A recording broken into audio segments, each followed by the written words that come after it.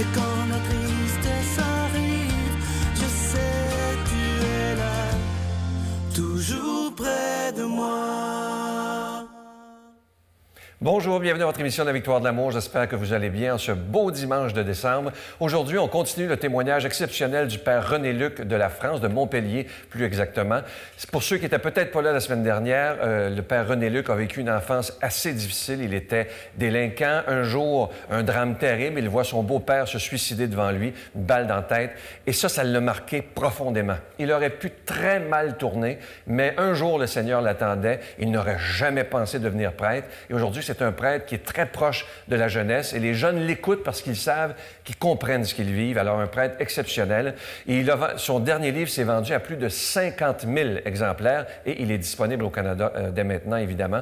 Et en chanson magnifique qu'on connaît tous, interprétée par Miguel Sainte-Nuit et l'homélie fait par quelqu'un qu'on apprécie beaucoup, l'abbé Stéphane Roy.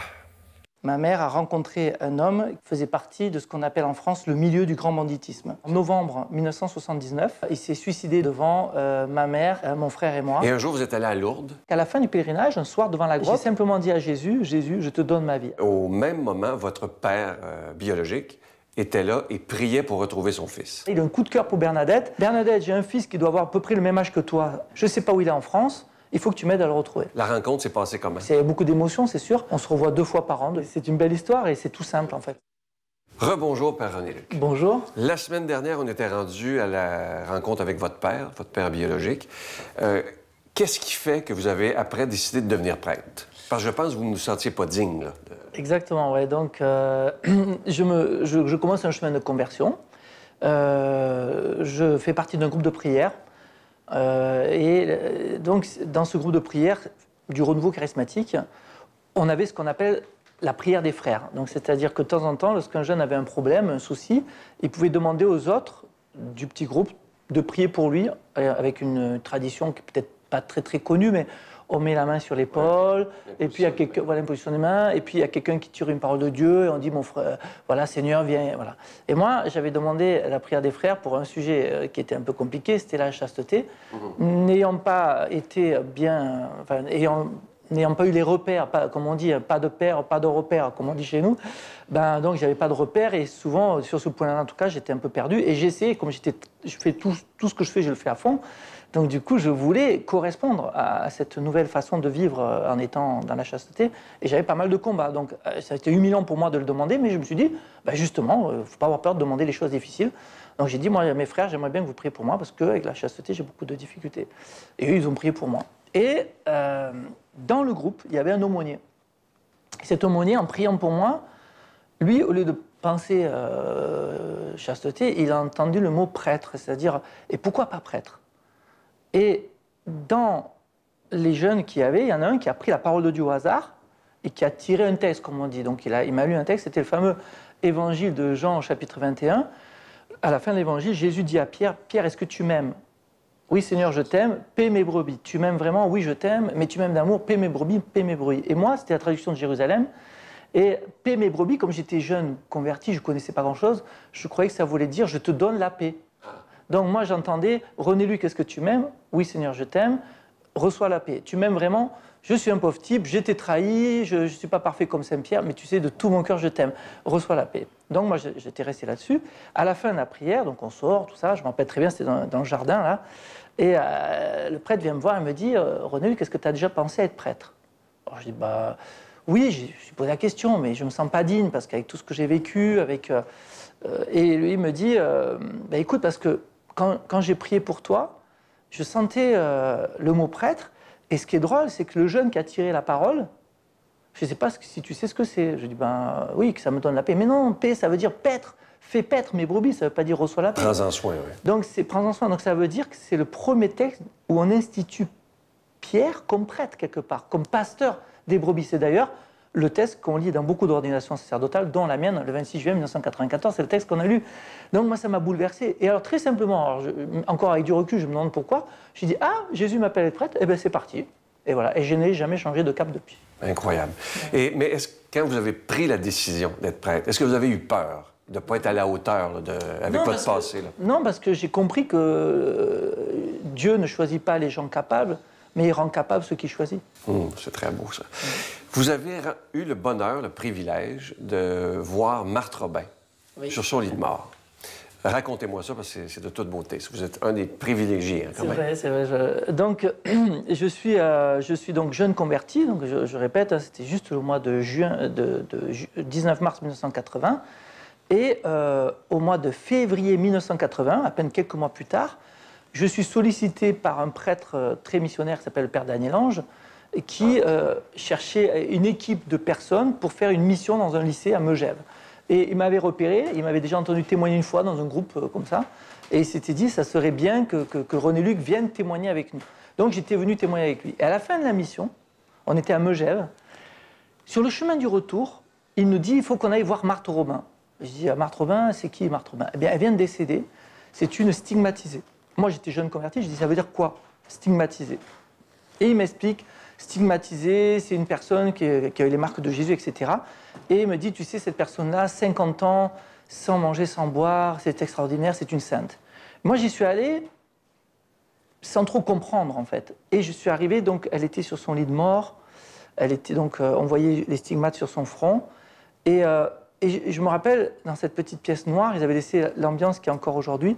J'ai dit à Marthe, je ne te connais pas, mais je comprends que c'est important, que tu es quelqu'un d'important, voilà. Et comme mon appel au sacerdoce venait d'arriver, ou est venu juste après, je ne sais plus exactement, j'ai plus la chronologie dans mon petit cerveau, mais je sais que j'ai voulu revenir ensuite à Châteauneuf, et j'ai pris Marthe Robin comme petite sœur pour m'aider, parce que je me suis dit, René Luc, la barque du sacerdoce, ça va être un peu mouvementé, il va y avoir des tempêtes, il y en a eu d'ailleurs, hein. Mais j'ai choisi Marthe comme petite sœur ou grande sœur, je ne sais pas comment il faut dire, pour me guider. Et je savais qu'elle avait un grand amour pour les prêtres.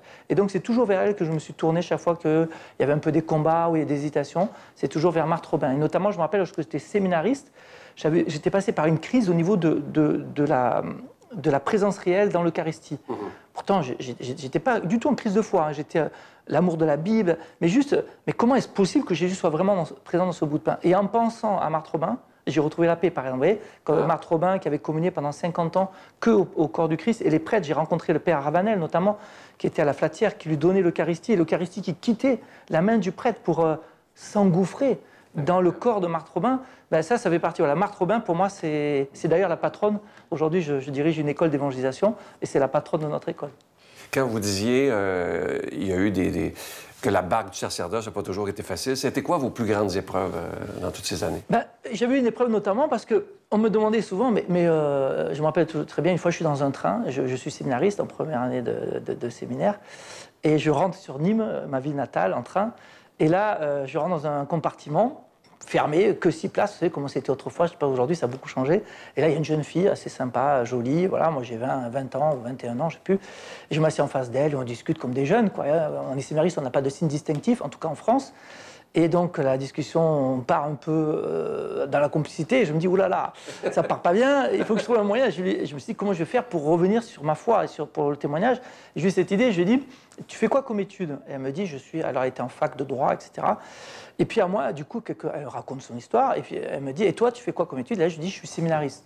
Séminariste, non, j'y crois pas. Et justement, parlons-en, tu crois pas? Et je lui ai raconté mon témoignage, etc. Et toute ma conversion.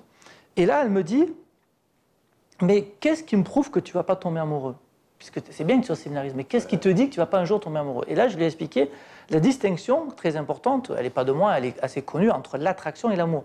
Je lui ai dit, tu vois, elle s'appelait Sophie, je dis, Sophie, tu es déjà tombée amoureuse? Ah oui, bien sûr. Je dis, toute histoire d'amour commence normalement par une attraction. Mais tu peux très bien être attiré par quelqu'un où tu sais qu'avec ta volonté, ta liberté, ça ne peut pas être une vraie histoire d'amour. Donc tu es libre, c'est-à-dire ça commence par une attraction, mais toute attraction ne veut pas dire amour après. On a notre liberté. Donc toi, le jour où tu seras marié, peut-être tu vas faire ton voyage de noces, et pendant ton voyage de noces, tu vas rencontrer un mec qui t'attire, qui te surprend, mais tu peux très bien dire stop, il n'y a aucun problème. Donc ce n'est pas la dictature de l'attraction. Et donc du coup, elle m'a dit ah bon d'accord, et je lui ai dit tu vois, moi je serai séminariste, je serai prêtre, bien sûr je peux être attiré par une femme. Et je peux très bien décider avec ma liberté que je reste fidèle à mon premier engagement. Voilà.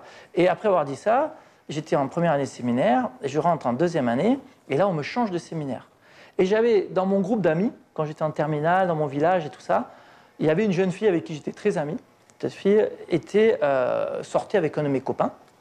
Et puis voilà, ils se sont séparés. Et pendant la première année de séminaire, j'étais un peu le grand frère qui consolait cette fille, etc. Et on s'entendait super bien. Et des fois, j'avais des réflexions. Dis donc, tu es un peu proche d'elle, etc. Et je disais, n'importe quoi, hein, c'est ma sœur dans le Christ. Franchement, vous voyez du mal partout. Il n'y a rien, quoi. Mais quand j'ai changé de séminaire à deuxième année, c'est-à-dire j'ai été amené pour faire simple, sur Toulouse, au lieu de rester sur Rennes où j'étais avant, là, j'ai vraiment eu un trouble intérieur. Je me suis rendu compte que cette fille me manquait. Ah oui. Et ça m'a vraiment bouleversé et je me suis dit, mais qu'est-ce qui se passe? Et je me suis rendu compte qu'à mon insu, j'étais tombé amoureux de cette fille. Et j'avais le choix, comme j'étais en deuxième année de séminaire, de m'arrêter. Et je me suis dit, non, René Luc, prie. Ne change pas ton cap, prie, et le Seigneur va te répondre pour te dire ce qu'il faut faire. Peut-être tu dois tout arrêter pour aller avec cette fille. Je savais qu'elle était amoureuse de moi en plus, donc ça n'arrangeait pas les affaires. Et puis j'ai reçu comme un SMS du bon Dieu. Vraiment, je peux dire ça. À l'époque, il n'y a pas beaucoup d'SMS, mais... SMS, on parle de message texte. Message texte, voilà, qui disait dans quel cas tu aimeras le plus? René Luc, dans quel cas tu aimeras le plus? Et je me suis imaginé avec cette femme, avec des enfants, et je me suis dit, bien sûr que je pourrais donner beaucoup d'amour. Mais je me suis dit, même, alors là, c'est fou, hein, même si je me rends compte que Jésus n'existe pas, que tout ça, c'était... Je sais qu'en étant prêtre, je passerai ma vie à me donner pour les autres. Je me suis dit, c'est là où tu te donneras le plus par amour pour les gens. Et du coup, j'ai fait le choix de garder le cap. Je ne lui ai jamais dit d'ailleurs. C'est que des années après où je lui ai dit, une fois qu'elle était mariée. Et d'ailleurs, dans mon livre, il y a un très beau chapitre qui s'appelle L'épreuve du cœur. Et tous les deux ont accepté que je témoigne de ça. Et j'ai beaucoup de témoignages de religieux, de prêtres, de religieuses qui m'ont dit que ce passage de mon livre les avait aidés dans des troubles qu'ils avaient vécus dans leur propre vocation. Donc voilà, une petite épreuve. Très beau. Vous travaillez beaucoup avec les jeunes. Oui. Est-ce que dans la société, bon, que ce soit ici ou chez nous au Canada, est-ce que vous êtes parfois désespéré de la jeunesse, que vous avez plein d'espérance? Je pense que toute personne qui travaille avec les jeunes reste dans l'espérance, sinon ça veut dire qu'il y a... je pense qu'un des... J'aime bien le pape Jean-Paul II disait « Si lavori con i giovani, rimanerai giovane ». Si tu travailles avec les jeunes, tu resteras jeune. Et je pense que le fait de travailler avec eux, ils nous communiquent cette espérance, même si, voilà. Ce qui me fait peur, c'est pas tellement les jeunes. Moi, j'ai de l'espérance dans les jeunes. Ce qui me fait peur, c'est ceux qui les entourent, qui les menacent de plus en plus, qui les fragilisent. C'est un peu comme si le socle sur lequel ils sont debout est de plus en plus fin. Je pense, par exemple, justement, à tout ce qui est virtuel, qui peut être très, très bon pour eux. Très, très bon. Et on le fait à travers cette émission, mais qui peut être aussi un lieu où ils se perdent, où ils se désocialisent et où ils s'enferment. Voilà.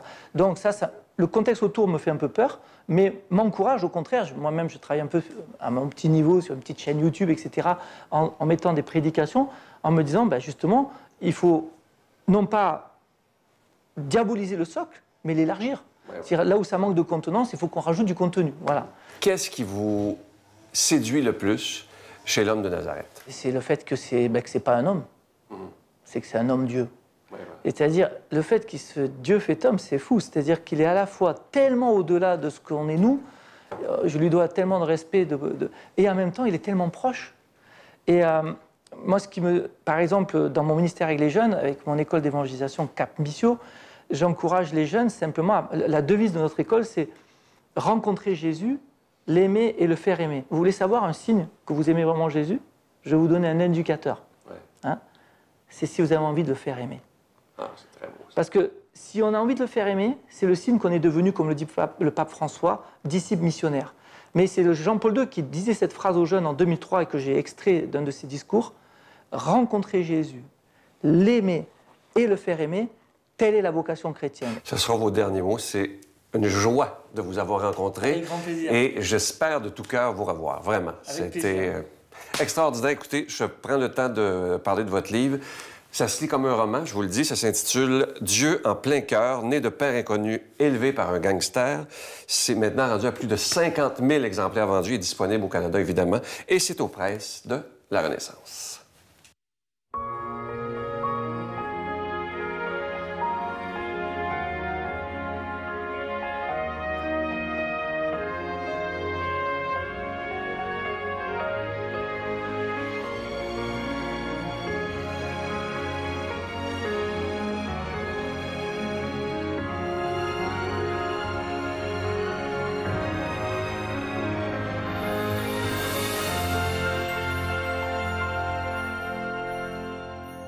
Ô nuit de paix, sainte nuit, dans le ciel, l'astre luit, dans les champs tout repose en paix, mais soudain dans l'air pur et frais, le brillant cœur des anges au berger apparaît. Ô nuit de foi, sainte nuit, les bergers sont instruits, confiants dans la voix des cieux. Ils s'en vont adorer le Dieu. Et Jésus en échange leur sourire radieux. Ô nuit d'espoir, sainte nuit, l'espérance a relu le sauveur de la terre aimée. Oh, c'est à nous que Dieu l'a donné. Célébrons ses louanges, gloire au Verbe incarné. Célébrons ses louanges,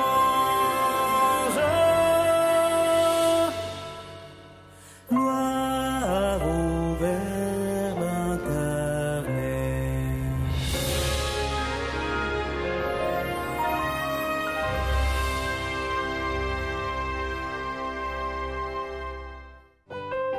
Notre Père qui es aux cieux, que ton nom soit sanctifié, que ton règne vienne, que ta volonté soit faite sur la terre comme au ciel.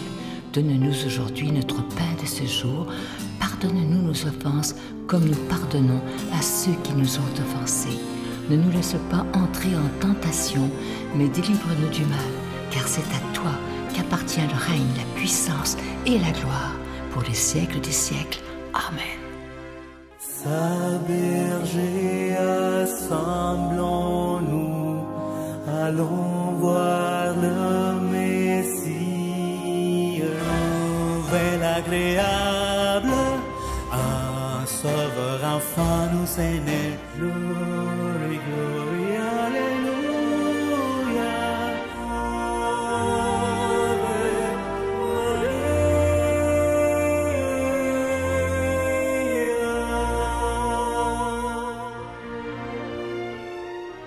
Je vous parle encore de ce magnifique cadeau du mois, vraiment une exclusivité de la Victoire de l'amour. Comme je vous dis depuis quelques semaines, c'est probablement le plus beau des cadeaux qu'on a eu depuis peut-être les 22 dernières années. Il est d'une très grande qualité, regardez-le bien à l'écran. C'est un pendentif de la Vierge Marie et de l'Enfant Jésus, plaqué nickel argenté, évidemment qu'il est déjà béni. Et comme c'est plaqué nickel argenté, ça ne ternira pas.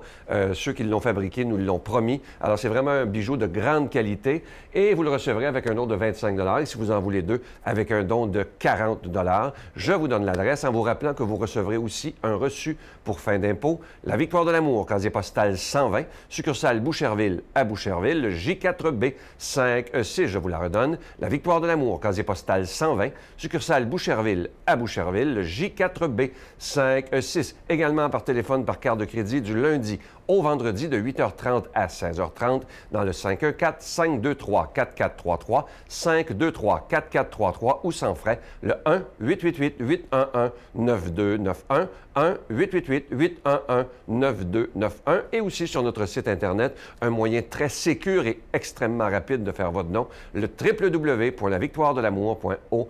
Je veux prendre le temps de vous remercier de tout cœur pour votre offrande spéciale de Noël, parce qu'avec votre don, vous permettez à la Victoire de l'amour de continuer à annoncer la parole de Dieu par le moyen très puissant, évidemment, qu'est la télévision. Alors, merci de tout cœur. Et je m'adresse aussi aux gens qui nous suivent sur Facebook. Merci aussi de votre grande générosité. Merci surtout de votre prière quand on en a vraiment besoin.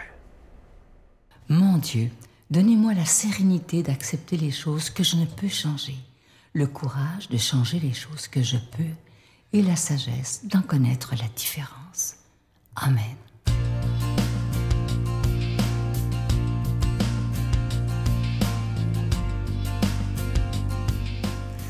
Bonjour à toi. Aujourd'hui, c'est le 2e dimanche de l'Avent. Évangile de Jésus-Christ selon saint Marc. Commencement de l'Évangile de Jésus-Christ, Fils de Dieu. Ainsi qu'il est écrit dans le livre du prophète Isaïe. « Voici que j'envoie mon messager en avant de toi pour préparer ton chemin. Une voix crie dans le désert. Préparez le chemin du Seigneur. Rendez droits ses sentiers. » Jean le Baptiste parut dans le désert, proclamant un baptême de conversion en vue du pardon des péchés. Tout le pays de Judée et tous les habitants de Jérusalem se rendaient auprès de lui. Ils se faisaient baptiser par lui dans le Jourdain, en confessant leurs péchés. Jean était vêtu de poils de chameau, avec une ceinture de cuir autour des reins. Il se nourrissait de sauterelles et de miel sauvage. Il proclamait « Celui qui est plus fort que moi vient après moi, et je ne suis pas digne, en me courbant, de délier la lanière de ses sandales. Moi, je vous ai baptisé d'eau, mais lui vous baptisera d'Esprit Saint. » Un des mots pour comprendre cet évangile nous est donné par saint Paul.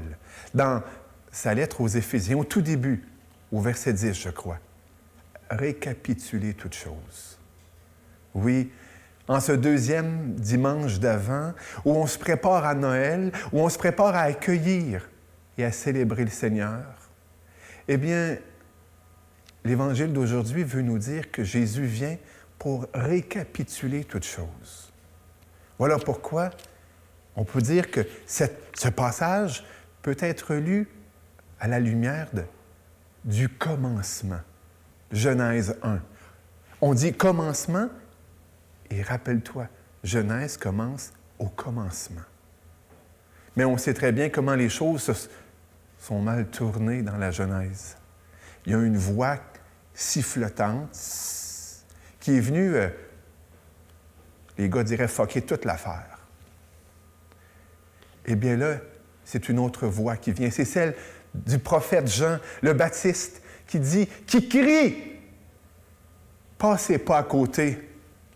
Passez pas à côté de celui qui est l'amour, de celui qui va faire en sorte que votre vie ne sera plus pareille. Ah, déjà, la vie humaine est extraordinaire, mais avec Dieu, si on avait une idée, et c'est cela l'Évangile, c'est cela la bonne nouvelle que Jésus nous apporte. Une des choses qui est soulignée aussi dans ce texte, c'est le baptême. Jean annonce un baptême de conversion, c'est-à-dire d'ouverture, de recherche de Dieu. Et Jésus, lui, va nous baptiser dans l'Esprit Saint. Vous savez, ma petite expérience me dit que beaucoup de gens ont entendu parler du Saint-Esprit, mais très peu le connaissent. Et c'est tellement dommage. Parce que souvent, on ne fait pas l'expérience de Dieu. On a entendu parler de Dieu, on pense connaître Dieu, mais parce qu'on n'a pas fait une rencontre avec lui, eh bien, on ne connaît pas le Saint-Esprit. On n'a pas goûté sa grâce. Et notre vie n'est pas embellie par Dieu. C'est une chose d'avoir son certificat de baptême dans sa poche. C'est une chose même d'aller à la messe le dimanche, puis de faire notre affaire. Mais c'est une autre chose d'être en relation avec quelqu'un qui embellit notre vie. Je ne sais pas si tu as déjà été amoureux, amoureuse. On dit que l'amour met de la lumière dans les yeux. Puis ça fait que on est beau. Eh bien, si ce temps de préparation à Noël nous permettait de rencontrer l'amour, de rencontrer Dieu, de rencontrer, de faire l'expérience de l'Esprit Saint que Jésus nous apporte et de lui permettre d'embellir notre vie. C'est tellement beau une personne qui a les traits de Dieu, la douceur de Dieu, l'amour de Dieu, la compassion de Dieu, la miséricorde de Dieu. Puis c'est tellement laid une personne qui est vaniteuse, orgueilleuse, colérique, haineuse. L'Église aujourd'hui nous fait prier. Seigneur Tout-Puissant, croyons à la toute-puissance de Dieu et miséricordieux. Ne laisse pas les soucis de nos tâches présentes entraver notre marche à la rencontre de ton Fils. Mais éveille en nous cette intelligence du cœur. Oh, laisse-toi interpeller par le prophète Jean, qui nous prépare à l'accueillir et nous fait entrer dans sa propre vie. Oh oui, prépare-toi le cœur à accueillir le don de Dieu. Que le Seigneur te bénisse au nom du Père et du Fils et du Saint-Esprit. Amen. Et bon Avent avec Marie, avec Jean le Baptiste, avec Saint Joseph. Je vous salue Marie, pleine de grâce. Le Seigneur est avec vous. Vous êtes bénie entre toutes les femmes, et Jésus, le fruit de vos entrailles, est béni. Sainte Marie, Mère de Dieu, priez pour nous pauvres pécheurs, maintenant et à l'heure de notre mort. Amen. Feliz Navidad, prospero año y felicidad. Noël, voici le Rédempteur. Célébrons ses louanges et qu'elle chante encore ses dons précieux, ses dons précieux. La Victoire de l'amour vous invite à son pèlerinage annuel en République tchèque et en Pologne, du Petit Jésus de Prague à la ville natale de Saint Jean-Paul II, en compagnie de Brigitte Bédard, l'abbé Donald Thompson et la participation occasionnelle de Sylvain Charon. Nous visiterons entre autres les villes de Prague, Cracovie, Auschwitz et plusieurs autres. Nous visiterons aussi la maison natale de Saint Jean-Paul II, du 11 au 22 juin 2018. Informations, réservations, voyage intermission, 514-288-6077 ou 1-800-465-3255. J'espère que cette émission vous a plu. Si vous voulez en connaître plus sur l'histoire du Père René Luc, c'est tout un témoignage qui devrait être lu par les plus jeunes et les plus vieux, parce que c'est rempli d'espérance. C'est aux presses de la Renaissance, Dieu en plein cœur. Et en sous-titre, c'est écrit « Né d'un père inconnu, élevé par un gangster ». Alors, je vous dis que ça se lit comme un roman et ça nous prouve une chose. Ce que je vous dis, ce que tout le monde dit ici depuis bientôt 23 ans, c'est qu'il n'y a personne d'irrécupérable. Alors, quand on dit à quelqu'un, toi, il n'y a plus rien à faire avec toi, c'est comme si tranquillement, on était en train de le tuer. Alors aujourd'hui, donnons-nous comme objectif, c'est Noël qui s'en vient, de ne plus jamais avoir ces mots dans notre bouche. Il n'y a rien à faire avec toi. Le Père René Luc en est une preuve vivante. Lui qui était délinquant, voyez ce qu'il est devenu aujourd'hui. Il aide les plus jeunes en Europe et il est maintenant collaborateur à la Victoire de l'amour. Je vous souhaite une belle journée et moi, comme toujours, j'ai déjà hâte de vous retrouver demain matin à la télé ou sur vos tablettes. Bye bye.